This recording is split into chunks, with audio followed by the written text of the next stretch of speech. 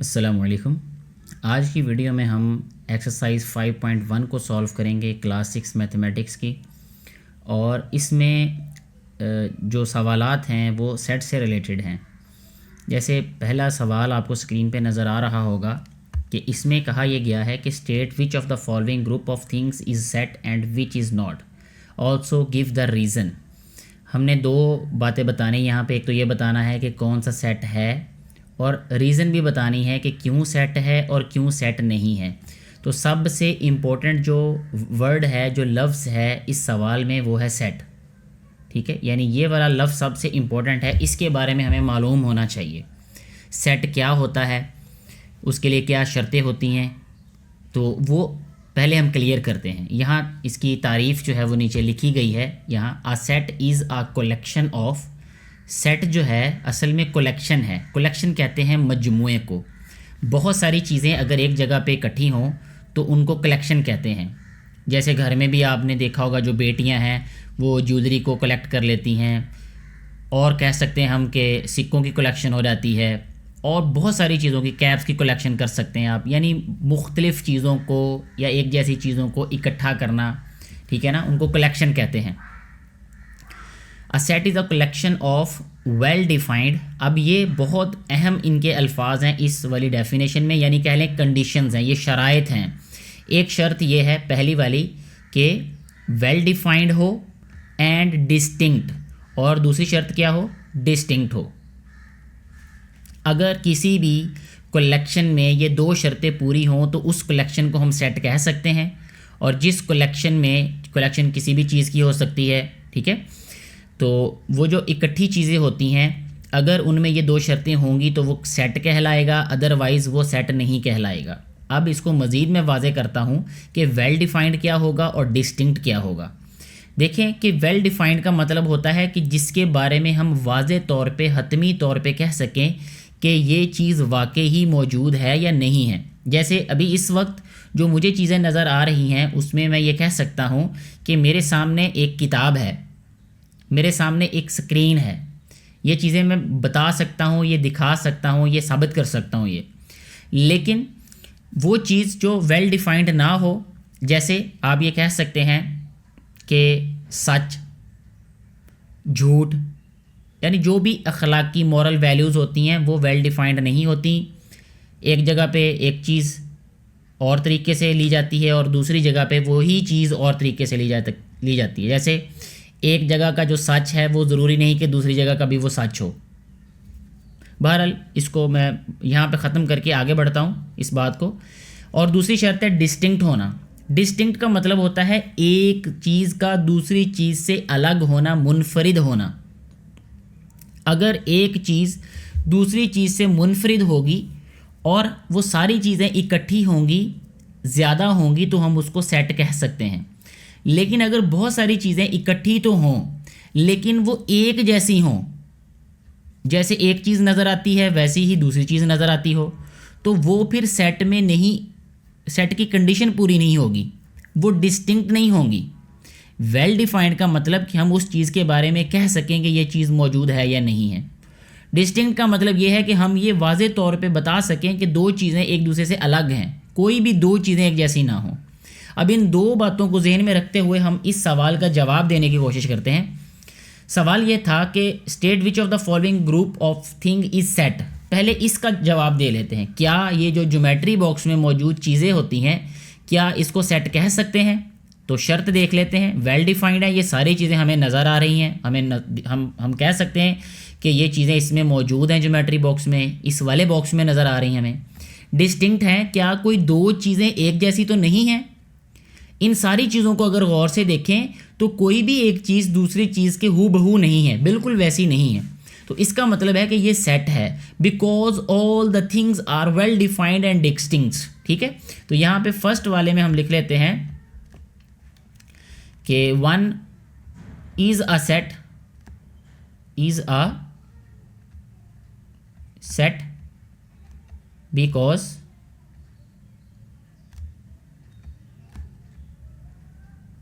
all things are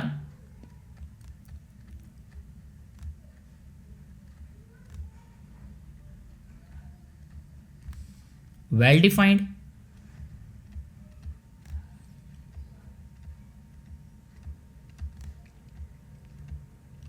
and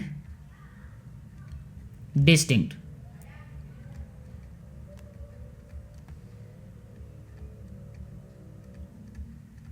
ऐसे हमारा ये जो फर्स्ट वाला पार्ट है ये सॉल्व हो जाएगा।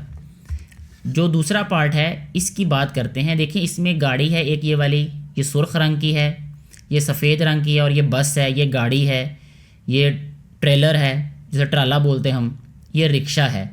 अब ये चारों की चारों चीज़ें अलग हैं और वेल डिफाइंड हैं, यानी ऑल द थिंग्स आर। अच्छा एक और भी बात यहाँ बता दूँ, ऐड कर दूँ कि सेट के अंदर जो चीज़ें मौजूद होती हैं ना उसको हम कहते हैं मेंबर्स या एलिमेंट्स।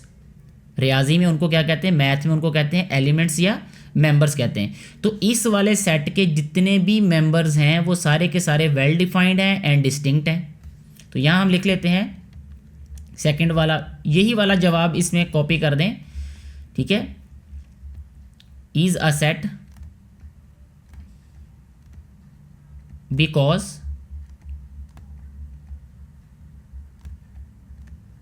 के आगे ये सारी चीज़ें, all things are well defined and distinct, यही वाला वर्ड आपने राइट कर देना, ठीक है। ये वर्डिंग यही वाली कॉपी कर देनी। ऐसे ये वाला भी हमारा पार्ट सॉल्व हो जाता है। थर्ड वाला पार्ट देखें, यहाँ पे क्या है, ये एक टी सेट है ये वाला, ठीक है। इसमें देखें ये दोनों कप एक जैसे हैं बिल्कुल, बाकी चीज़ें अलग अलग हैं, लेकिन हमने शराइत में ये पढ़ा था कि वेल डिफाइंड हो, डेफिनेटली वेल डिफाइंड है, सारी की सारी चीज़ें हमें नज़र आ रही हैं, हम कह सकते हैं कि ये सारी की सारी चीज़ें मौजूद हैं यहाँ पे। लेकिन ये वाली शर्त पूरी नहीं हो रही, इसमें डिस्टिंक्ट नहीं है, because these two cups are same, ये दोनों के दोनों कप जो हैं ये सेम हैं। डिस्टिंक्ट ना होने की वजह से ये वाला जो है इसको हम सेट नहीं कह सकते, ठीक है। तो यहाँ हम लिख लेते हैं 3 is not a set, is not a set because things are not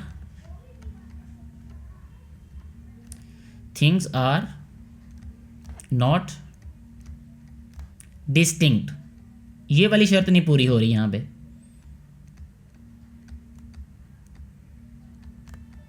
ठीक है जी। अच्छा नेक्स्ट फोर्थ वन देख लेते हैं, आखिरी वाला इसका जो पार्ट है। इसमें फूल हैं लेकिन सारे के सारे फूल अलग अलग हैं, कोई भी फूल एक दूसरे की तरह नहीं है बिल्कुल। तो इसलिए एक तो ये वेल डिफाइंड भी है, ये मौजूद हैं, और दूसरी बात डिस्टिंक्ट हैं, डिफरेंट हैं, हर एक फूल दूसरे फूल से अलग है। सो इसका आंसर भी वही आएगा जो पहले और दूसरे वाले पार्ट का आया। इट इज़ अ सेट या is a set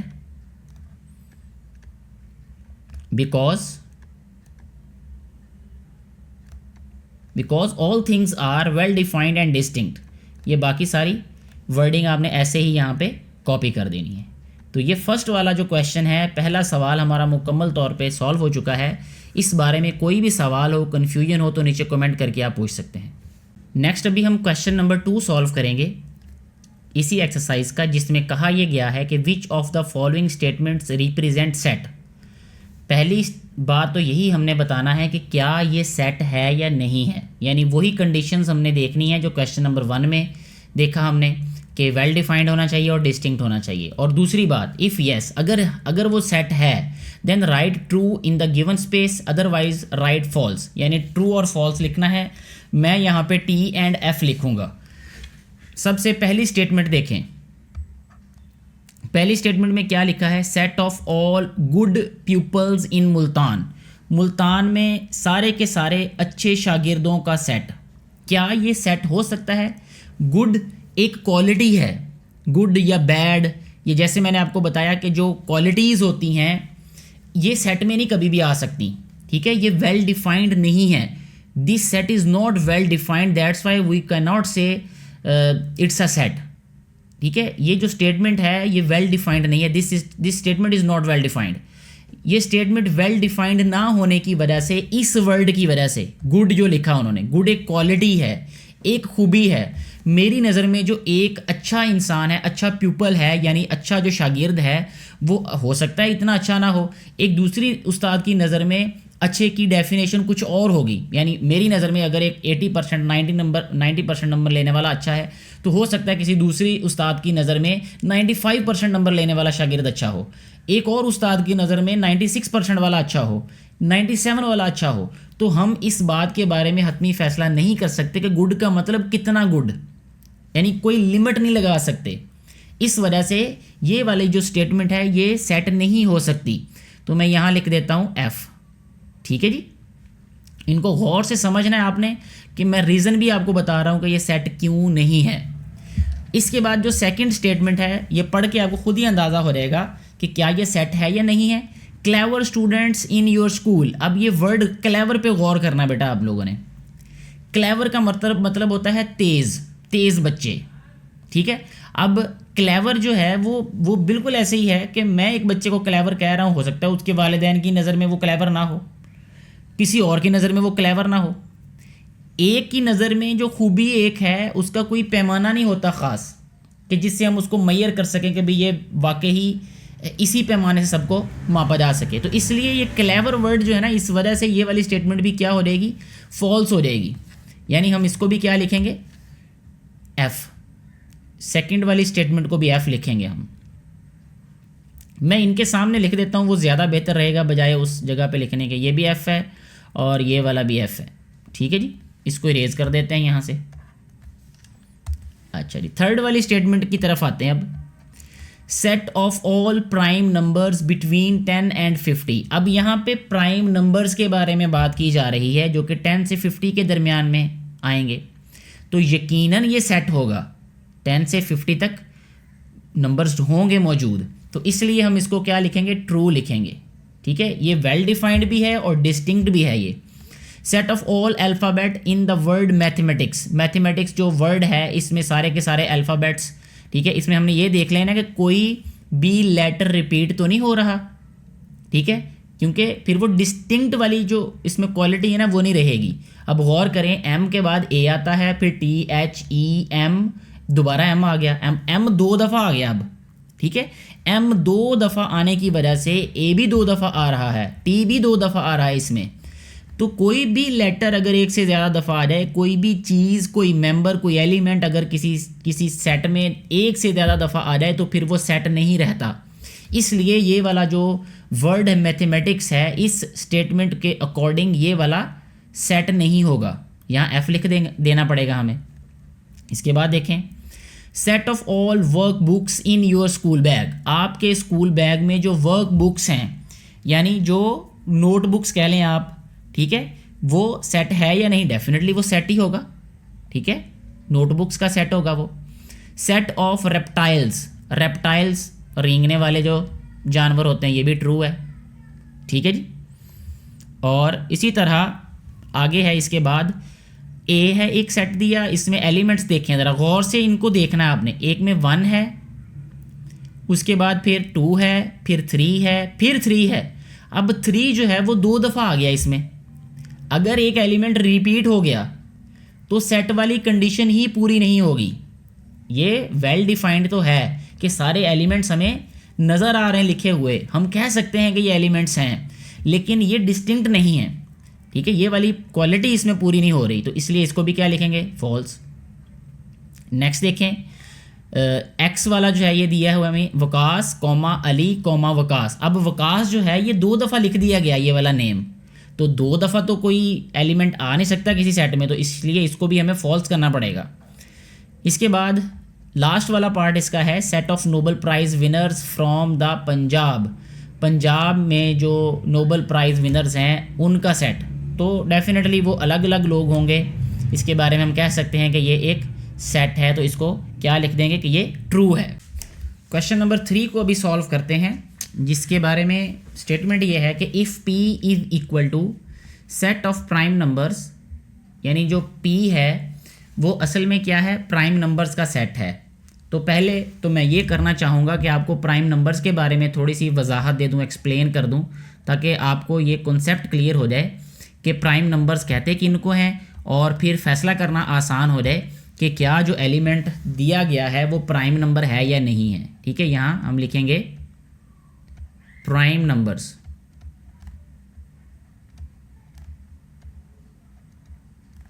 prime numbers को P से डिनोट करते हैं, ठीक है। और ये वो एलिमेंट्स होते हैं इस सेट में, यानी ये वो सेट होता है जिसमें ऐसे एलिमेंट्स हों, ऐसे नंबर्स हों जिनके सिर्फ 2 फैक्टर्स होते हैं, ना 2 से ज़्यादा ना 2 से कम। या इसको इस तरह भी कह सकते हैं हम, ऐसे नंबर्स जो सिर्फ और सिर्फ 2 नंबर्स पर तकसीम होते हों और 2 नंबर्स पर लाजमी तकसीम होते हों, ना 2 से ज़्यादा पे और ना 2 से कम पर, वो नंबर्स प्राइम नंबर कहलाते हैं। अब हमें कोई भी नंबर दे दिया जाए, हमने देख लेना है कि वो कितने नंबरों पे तकसीम होते हैं। अगर वो नंबर 2 नंबरों पे तकसीम होता है तो वो प्राइम नंबर होगा, अगर 2 से कम पे होगा फिर भी वो प्राइम नंबर नहीं होगा, अगर 2 से ज़्यादा पे होगा फिर भी वो प्राइम नंबर नहीं होगा। ये बहुत सिंपल सा मैंने करके आपको बता दिया ये।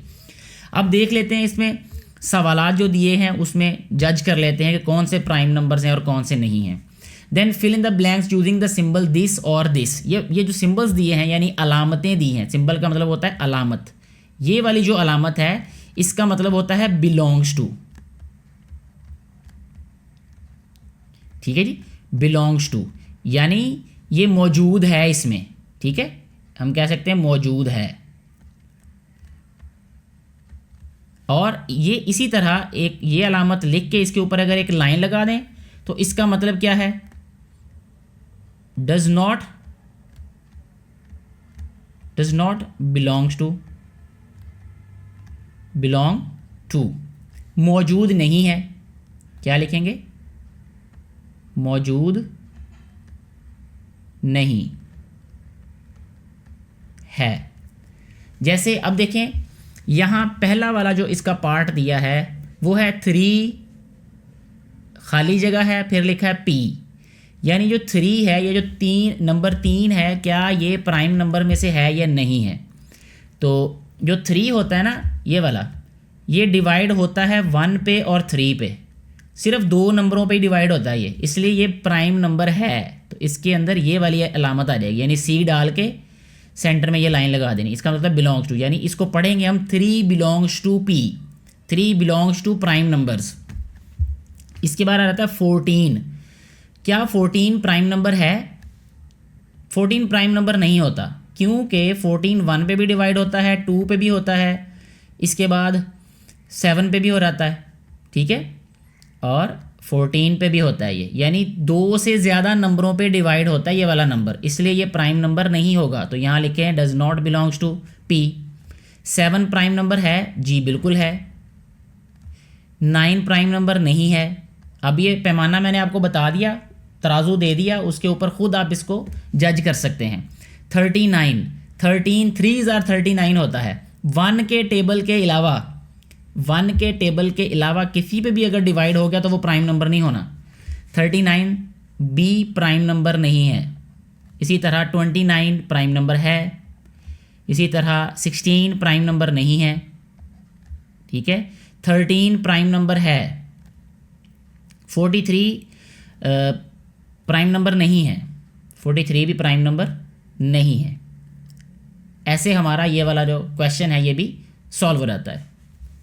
नेक्स्ट क्वेश्चन नंबर 4 को सॉल्व करते हैं, जिसमें कहा यह गया है कि right the following sets in tabular form. अब टेबुलर फॉर्म कहते किसको हैं, पहले ये क्लियर होना चाहिए। जो सेट्स होते हैं इनको रिप्रेजेंट करने की 2 फॉर्म्स होती हैं, एक होती है डिस्क्रिप्टिव फॉर्म और एक होती है टेबुलर फॉर्म। यहाँ क्योंकि टेबुलर फॉर्म का पूछा है तो मैं टेबुलर फॉर्म के बारे में पहले आप लोगों को बता देता हूँ, फिर नीचे आंसर करना आसान हो जाएगा। देखें, a tabular form of a set V list each element, हर एक एलिमेंट को, हर एक जो मेंबर होता है उस सेट का या नंबर होता है उसको लिखते हैं हम ब्रैकेट्स के अंदर, ठीक है, और करली ब्रैकेट्स जो होती हैं, यानी ये इस तरीके से, एक ये ब्रैकेट है और एक ये ब्रैकेट है, इसके अंदर हम एलिमेंट्स को लिखेंगे। जैसे मैं लिख देता हूँ यहाँ पे 2, फिर कॉमा, फिर 3, 4, 5, इस तरीके से। Number separated by a comma, in numbers को अलग अलग किया जाता है कॉमा की मदद से, and then put curly brackets around the whole thing, फिर सारी की सारी ये जो चीज़ है इसके साइड पे करली ब्रैकेट्स लगा दी जाती हैं। This form of separation is known as tabular form. इस तरह की जो फॉर्म है इसको क्या कहते हैं, टेबुलर फॉर्म। ये वाली असल में टेबुलर फॉर्म होती है, ठीक है जी, ये एग्जाम्पल्स भी दिए उन्होंने हमें 1 2 3 अप टू सो ऑन 10। इसी तरह एक और सेट दे दिया पंजाब, सिंध, खैबर पख्तूनख्वा, बलूचिस्तान, गिलगित बल्तिस्तान। ये हमारे पास 2 टेबुलर फॉर्म की एग्जाम्पल्स भी दे दी। अब इसी फॉर्म में हमने आंसर राइट करने हैं जितने भी पार्ट्स हमें दे दिए गए हैं। तो फर्स्ट वाला पार्ट देखिए, इसमें क्या कहा है। यहाँ जस्ट हम नीचे आंसर राइट करेंगे। पहले ए वाले की बात कर लेते हैं, सवाल ऊपर से पढ़ेंगे और जवाब नीचे लिख देते हैं। Set of seasons in a year, एक साल में जो सीजन्स हैं, जो मौसम हैं, उनका सेट। तो सीज़न कितने होते हैं? 4, ठीक है। यहाँ उनके नाम लिख देने हैं, स्प्रिंग, ठीक है जी। उसके बाद क्या लिखेंगे? समर, और हर किसी को हमने कॉमा से सेपरेट करना है। इसके बाद ऑटम,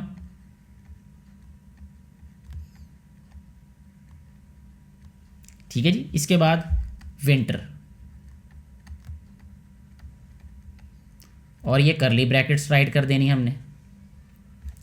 इसी तरह फिर बी वाला देख लें, set of names of days starting with W, यानी उन दिनों के नाम जो डब्ल्यू से स्टार्ट होते हैं, तो वो भी सेट में राइट कर देने। मैं नहीं लिखूंगा यहाँ पे, वो आप खुद राइट कीजिएगा क्योंकि इतनी समझ आपको अब आ जानी चाहिए। डब्ल्यू से स्टार्ट होने वाले जो डेज़ हैं उनके नाम लिखने हैं। एक ही दिन है वेडनेसडे, उसको राइट कर दीजिएगा आप, वो आंसर होगा इसका। अच्छा जी, इसके बाद सी की बात कर लेते हैं। Set of mathematics teachers in your school, जो मैथ के टीचर्स हैं उनके नामों का सेट, उनका सेट। तो फ़र्ज़ करें कि आपके स्कूल में जो टीचर हैं, एक का नाम अली है, ठीक है, और एक का नाम हम यहाँ पे लिख लेते हैं याहया लिख देते हैं, ठीक है, और एक का नाम लिख लेते हैं हम यहाँ पे मोहम्मद लिख देते हैं यहाँ पे, ठीक है, ऐसे। यानी ये 3 मैथ टीचर्स हैं आपके स्कूल में, तो उनके नाम आपने लिख देने। आपके स्कूल के जो भी टीचर्स हों आप उनके नेम यहाँ पे राइट कर सकते हैं। इसी तरह अब डी वाले पार्ट की, यानी यहाँ पे 4 वाला जो पार्ट है उसकी बात कर लेते हैं। सेट ऑफ योर सिबलिंग्स, आपके जो सिबलिंग्स हैं, बहन भाई हैं, उनका सेट। बहुत इजी है, आप यहाँ पे सेट का जो है वो नेम लिखें और यहाँ पे अंदर सिबलिंग्स के नेम लिख दें। यहाँ पे मतलब कोई भी नाम हो सकते हैं आपके बहन भाइयों के, तो वो यहाँ पे राइट कर सकते हैं आप। इसी तरह नेक्स्ट ई की बात करते हैं, वो है set of letters in the word Punjab, ठीक है। पंजाब जो वर्ड है, इसके जो लेटर्स हैं उनका सेट। अब यहाँ लिखते हुए एक बात अहम है, वो मैं आपको बताना चाहूँगा, वो बेटा ये कि जब भी एलिमेंट्स लिखने हैं सेट के, हमेशा स्मॉल अल्फ़ाबेट्स में लिखने हैं। जैसे पी एक अल्फ़ाबेट है, इसको स्मॉल अल्फ़ाबेट लिख सकते, कैपिटल नहीं लिख सकते। मैं नेम की बात नहीं कर रहा, मैं बात कर रहा हूँ अल्फ़ाबेट्स की, ठीक है। हमेशा जो सेट का नेम है उसको कैपिटल अल्फ़ाबेट से डिनोट किया जाता है। जैसे यहाँ पे हमने ई लिखा, सी लिखा, ए लिखा, कुछ भी हो सकता है, वो कैपिटल आएगा हमेशा। लेकिन जो मेंबर्स होते हैं, जो एलिमेंट्स होते हैं, उनमें जब भी आपने कोई अल्फ़ाबेट लिखना है तो उसको स्मॉल ही लिखना है। जैसे P U N J A B, इस तरीके से लिखना है हमने। देखिए सारे अल्फ़ाबेट्स मैंने स्मॉल लिखे यहाँ पे, और इसका जो नेम है उसको कैपिटल लिखा। ये बहुत अहम बात थी यहाँ पे बताने वाली। Set of first set of last 6 months of Islamic calendar, Islamic calendar के जो आखिरी 6 महीने हैं, ठीक है, उनका नाम लिखना है। तो आप लिख सकते हैं यहाँ पे उनका नाम, रजब, शाबान, रमदान, शवाल, जुल्कादा और जुलहज। इसके बाद नेक्स्ट जो है वो पार्ट, उसमें कहा गया set of last 4 prime ministers of Pakistan, Pakistan के जो आखिरी 4 प्राइम मिनिस्टर्स हैं उनके नाम यहाँ पे लिख देने हैं, ठीक है।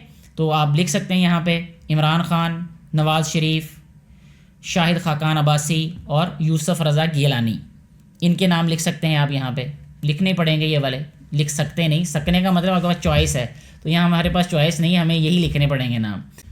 नेक्स्ट हमारे पास जो पार्ट है उसमें कहा गया है कि set of first 4 prime numbers, पहले 4 प्राइम नंबर्स लिखने हैं यहाँ पे हमने। तो एच है ये, प्राइम नंबर्स क्या होते हैं ये मैंने आपको पहले बता दिया, ठीक है। 2 है, 3 है, 5 है और 7 है। ये फर्स्ट 4 प्राइम नंबर्स आ गए हमारे पास।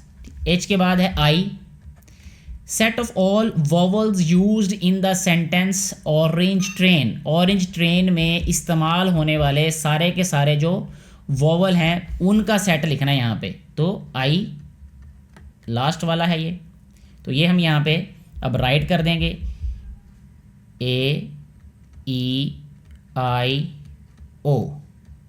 ठीक है जी, ऐसे हमारा जो क्वेश्चन नंबर 4 है वो भी कंप्लीटली सॉल्व हो जाता है। नेक्स्ट हम क्वेश्चन नंबर 5 को सॉल्व करेंगे, जो कि लास्ट क्वेश्चन भी है इस एक्सरसाइज का। इसमें कहा यह गया है कि right the following sets in descriptive form. इसको डिस्क्रिप्टिव फॉर्म में लिखना था, यानी जिस तरह हमें क्वेश्चन नंबर 4 लिख के दिया था हमने अब इस सवाल को उस तरह चेंज करना है। डिस्क्रिप्टिव फॉर्म क्या होती है? In descriptive form of set we simply describe a set in words, यानी हमने वर्ड्स में लिखना है। किसी भी सेट को वर्ड्स में लिखना डिस्क्रिप्टिव फॉर्म कहलाती है उसकी। जैसे यहाँ नीचे लिखा है set of items of school uniform a student wears, set of first 5 positive odd natural numbers. तो ये कौन सी फॉर्म है? डिस्क्रिप्टिव फॉर्म है। अब यहाँ पे हम राइट कर लेते हैं। सबसे पहला पार्ट जो है इसका वो है एक सेट दिया है और उसमें है 0 1 2 3 4 5। अब ये नेचुरल नंबर्स हैं, सॉरी नेचुरल नहीं, होल नंबर्स हैं, क्योंकि नेचुरल नंबर 1 से स्टार्ट होते हैं और होल नंबर 0 से स्टार्ट होते हैं। तो ये नेचुरल नंबर्स हैं ये। और कितने नेचुरल नंबर्स हैं? फर्स्ट 5। ठीक है, तो हम यहाँ पे लिखेंगे set of first 5 whole numbers. यहाँ पे राइट कर देंगे बस, set of first 5 whole numbers. ऐसे ये सॉल्व हो गया। इसके बाद सेकंड वाला देखें, फुटबॉल, हॉकी, बैडमिंटन, क्रिकेट। अब ये क्या हैं? ये गेम्स हैं, ये वाली चारों की चारों गेम्स हैं ये। तो हम लिख सकते हैं set of 4 games. Set of 4 games. मैं सारे नहीं लिखूंगा, कुछ कुछ लिख दूंगा, कुछ बता दूंगा आपको, बस आइडिया होना ज़रूरी है आपको कि कैसे लिखना है। सेट ऑफ 4 गेम्स, ये आंसर आ गया इसका। सी वाला देखें, A B C D up to so on G. अब ये स्मॉल अल्फ़ाबेट्स हैं, set of all small alphabets. ठीक है, 3 वाला लिख लेते हैं, set of small alphabets.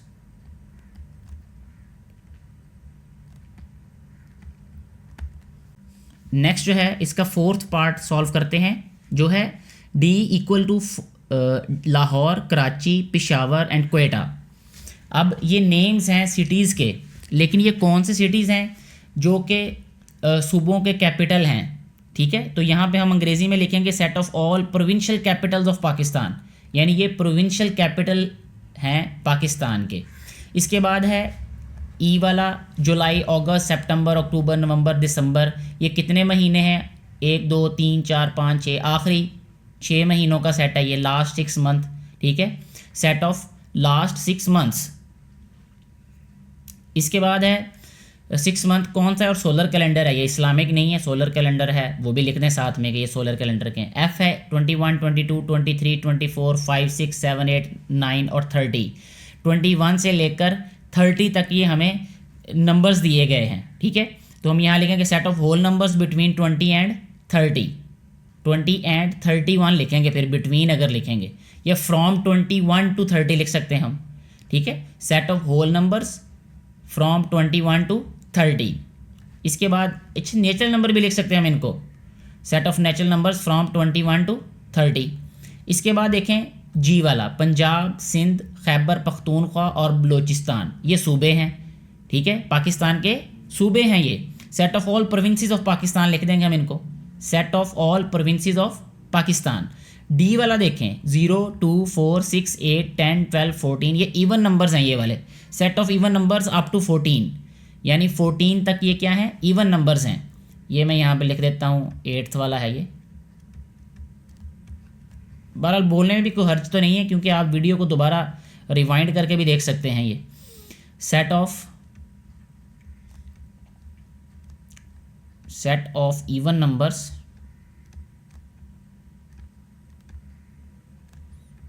Up to 14। इसके बाद जो लास्ट वन पार्ट है वो है I is equal to orange banana mango. Orange banana mango क्या चीज़ें हैं ये, या फ्रूट्स हैं ये, सेट ऑफ 3 फ्रूट्स, ठीक है। तो यहाँ पे आप लिख सकते हैं सेट ऑफ 3 फ्रूट्स। ऐसे हमारा ये क्वेश्चन भी कम्प्लीटली सॉल्व हो जाता है और साथ ही ये एक्सरसाइज भी सॉल्व हो जाती है। मुझे उम्मीद है कि ये सारी बातें जो आपको बताई गई, समझाने की कोशिश की गई, आपको समझ आ चुकी होगी। फिर भी कोई कन्फ्यूजन हो तो नीचे कमेंट करके आप पूछ सकते हैं। वीडियो के बारे में अपनी राय ज़रूर दीजिएगा। वीडियो को ज़्यादा से ज़्यादा शेयर कीजिएगा ताकि ज़्यादा से ज़्यादा बेटे बेटियों तक ये वीडियो पहुँच सके और उनको भी इससे फ़ायदा हो सके, जो कि वीडियो बनाने का बुनियादी मकसद है।